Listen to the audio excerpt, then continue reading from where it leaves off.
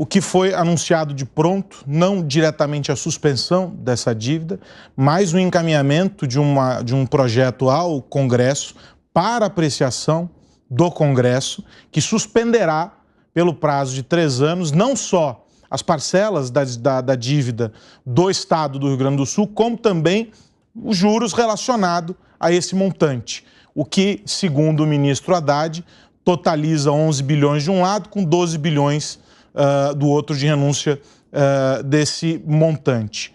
E aí, óbvio, a gente aguarda agora o encaminhamento disso no Congresso.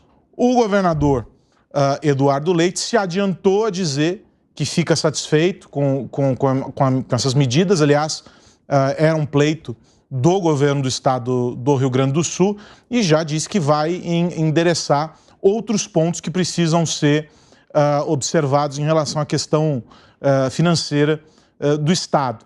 Há um ponto na fala do presidente Lula sobre as pessoas que estão nos abrigos e eventual auxílio às pessoas físicas. Ele trata disso também nessa conversa, mas isso supostamente ficará para um segundo momento.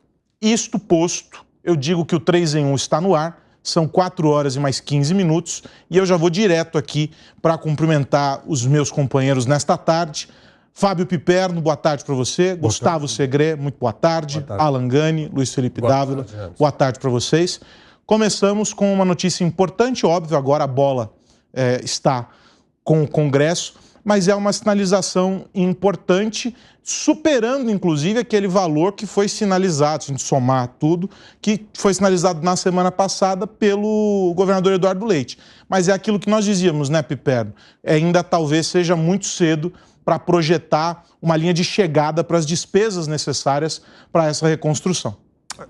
Boa tarde mais uma vez, Aros. É como o presidente encerrou o seu pronunciamento dizendo que ele sabe que essa ajuda não será a última. É óbvio que outros pedidos virão e tem que acontecer mesmo, porque o Estado ainda está conhecendo as suas reais necessidades, até porque, lamentavelmente, tragicamente, as águas continuam, inclusive, subindo, né? Então, as perspectivas, elas são sombrias, pelo menos no curto prazo.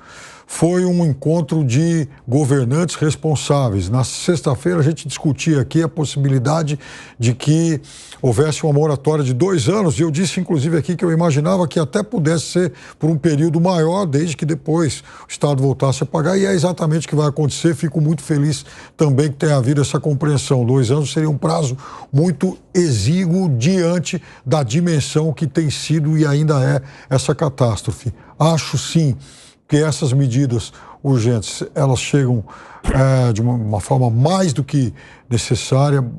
Tudo isso tem que acontecer para ontem e tomara que agora os outros entes públicos envolvidos tenham celeridade para quem está lá na ponta sofrendo, e são centenas de milhares de pessoas, possam receber pelo menos algum conforto. Essa sinalização do Ministério da Fazenda mostra, antes de qualquer coisa, que há dos dois lados prudência. O governador Eduardo Leite tem sido muito pontual ao fazer as manifestações que insinuam pedidos, né, não formalmente, mas sinalizam que vai haver um pedido numa direção, como foi o caso dessa renúncia. Ele lá atrás aventou e aí levou isso adiante. E, do outro lado, o governo federal, também sob o comando do ministro Haddad, nesse caso, bastante cauteloso ao fazer a conta disso tudo, né, Segré? Porque como fica claro ali na fala do ministro Haddad, ó, estamos renunciando isso, mas muito conscientes de que este aqui nós precisamos de volta. Ou seja, não é a fundo perdido. Há um planejamento, me parece, muito importante sobre a condição do ministro Haddad nesse caso. Não, e tem que ser, Carlos, porque estamos falando de recursos públicos, vai ser preciso uma quantidade gigantesca de recursos. A situação depois vai ser como vão ser alocados esses recursos. Me parece válido. A ajuda do governo nacional é muito boa, nesse caso em particular, e sobretudo pela urgência que determina essa tragédia que estão passando os riograndenses do Sul. E agora vem a outra situação, né? Que seja através de uma lei, me parece muito melhor, porque aí perde a possibilidade da discrecionalidade ou não, lembrando que teve já casos de críticas de governadores que tinham recebido uma proposta para melhorar a quantidade de recursos no Estado Ouvimos a semana passada o governador Jorginho Melo de Santa Catarina e depois esse recurso não chegou. Então me parece muito saudável que seja através de uma lei, que tenha o compromisso, e eu espero que ninguém entre aí no meio para colocar a possibilidade de uma inconstitucionalidade numa lei em função de que os irmãos gaúchos estão precisando muito desses recursos. Penso eu, Alan Gani, que esse ponto que o Segré coloca fica inviabilizado diante da composição da mesa que participou deste anúncio. Havia ali as duas casas do Legislativo, o Executivo e o Judiciário, todos apontando numa mesma direção.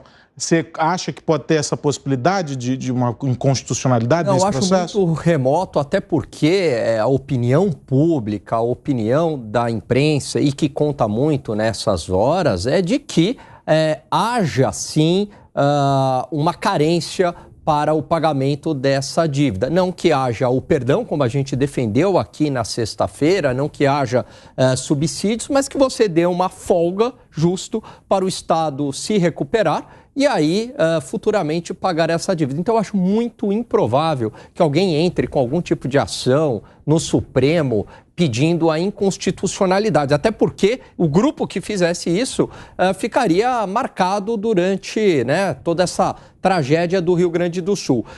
Existem gastos, porque no final das contas é a gente que está pagando, existem gastos que a sociedade acha justo pagar. O caso de uma ajuda para o Rio Grande do Sul, né, o postergamento da dívida, é algo que é justo. Agora, existem privilégios aí que a sociedade não topa pagar, né? E justamente nós aqui defendemos tanto a redução desses privilégios para que, em horas de emergência como essa, haja recurso em caixa para o pagamento e uma capacidade maior de endividamento para a tragédia. Agora, Dávila, é importante a gente considerar aquilo que falávamos na semana passada, você levantou essa bola mais de uma vez aqui, que é o outro lado. Óbvio, o governador está lá no meio de uma sala de crise, com tudo absolutamente fervendo, ou seja, há uma situação muito urgente para ser resolvida ali, mas o Rio Grande do Sul, agora, diante das medidas anunciadas em apoio, vai precisar, daqui a pouquíssimo tempo, apresentar um plano de ação.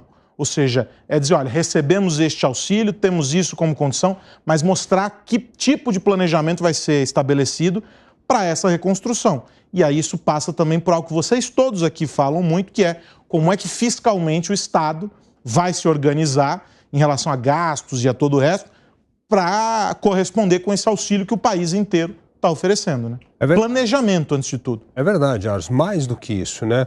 Haverá muito recurso, tanto da União, quanto recursos estrangeiros, recursos doados pela iniciativa privada, e é fundamental que o governador Eduardo Leite, eu até fiz já essa sugestão a ele, de criar uma governança para blindar esses recursos de pressão política. Nós vamos entrar num ano eleitoral. Se esses recursos forem capturados pelas bandeiras eleitorais, o impacto que ele terá na reconstrução do Rio Grande do Sul será muito pequeno. Então é fundamental que haja uma estrutura de governança capaz de blindar o acesso a esses recursos da pressão política. E aí nós temos um bom histórico no Brasil. O histórico da crise energética em 2001, quando foi criado o Comitê de Energia para a gestão da crise, chamada, entre aspas, apagão, naquela época, Pedro Parente, que era o ministro da Casa Civil, praticamente tornou-se o presidente desse comitê da gestão da crise, e esse comitê blindou todas as decisões emergenciais das pressões políticas. E isso foi fundamental para que a crise pudesse ser tocada com decisões técnicas sem ter de levar em consideração as pressões políticas. Então, foi um modelo de governança muito interessante. Eu me lembro muito que foi o Pedro Parente e o Falcone, que foi um dos nomeados lá. E aí todas as agências estavam representadas, políticos representados, mas o poder decisório estava na mão do comitê e nem o presidente da República poderia interferir na decisão do comitê. E isso salvou aquela época de pressão política para resolver uma questão energética. Depois nós aprendemos com outras crises, como Brumadinho, né, como Mariana, e mesmo crises internacionais, como o furacão Katrina. Então nós temos aí um grande aprendizado de como criar uma governança para blindar esses recursos de pressão política, ainda mais no ano eleitoral. Então eu vejo que essa é uma medida fundamental que o governo do Estado tome por meio de decreto, exatamente por meio de lei, aprovada na Assembleia Legislativa, para que essa reconstrução do Rio Grande do Sul não corra risco de ser capturado pelas corporações públicas e privadas. Agora tem um outro ponto, Alan Gani, que foi trazido pelo ministro Haddad nessa fala, sem grandes detalhes, ou seja, me parece que a área técnica ainda estuda como isso vai se viabilizar. Mas o que ele coloca é que as pessoas físicas, ou seja, os cidadãos que tiveram a sua condição de vida completamente destruída por causa dessa tragédia, vão receber algum tipo de apoio. A gente não sabe como é, se isso vai se viabilizar por meio de Bolsa Família, se vai ser criado um auxílio emergencial, no modo do que a gente assistiu durante a pandemia, mas isso será feito. Como você imagina que isso se viabiliza? Porque a gente tem um outro lado, não são só as pessoas desta vez. As empresas estão todas paradas. A gente está mostrando, a Beatriz Manfredini, o Bruno, estão entrando nos lugares lá e mostrando que está tudo absolutamente destruído. Não vai ter outro jeito de viabilizar isso a não ser com o endividamento do Estado. O Estado não tem dinheiro para isso. Então vai se abrir um crédito extraordinário, pede-se autorização no Congresso Nacional, o Executivo pede, provavelmente o Congresso vai ceder esse tipo de autorização e aí permite o endividamento para pagar essas despesas. Por quê, Aros? Porque tem algo chamado regra de ouro, que faz parte de uma das regras do orçamento público federal. E a regra de ouro diz que você só pode se endividar para refinanciar a sua dívida, ou seja, rolar a dívida, né? Pagar os juros e amortização e deixar uma dívida para frente, ou para investimentos. Mas para despesas de custeio você não pode, a não ser que a Casa do Povo autorize. Então, nesse caso, provavelmente vão utilizar deste mecanismo para cobrir as despesas de custeio, para também cobrir todas as despesas aí relacionadas à infraestrutura que a gente chama de investimento. E são 4 horas mais 26 minutos, uma rápida parada para você que nos acompanha pela rede de rádios. E esse é um ponto, né, Segre, que é importante. A gente viu, acho que foi na sexta-feira, o depoimento da moça falando sobre... já na segunda a empresa quer que volte, etc. Porque há uma ansiedade também, óbvio, do empresário em retomar as condições, porque está tudo parado, ou seja, ele não vai conseguir pagar as próprias dívidas, tampouco conseguirá pagar salários, e isso começa a virar uma bola de neve. Imagino que, em alguma medida, esses auxílios e essa estratégia deverá contemplar, sobretudo, os pequenos produtores. A gente viu o interior muito prejudicado. Estava vendo uma reportagem, um produtor que cria suínos. E dos 400 porcos que ele tinha da criação, 300 ou morreram ou, enfim, sumiram. E outros 100 foram capturados de volta ali para dentro da propriedade, mas em condições muito, muito terríveis, a ponto de ele não saber se seria possível aproveitar uma parte desses que foram recuperados.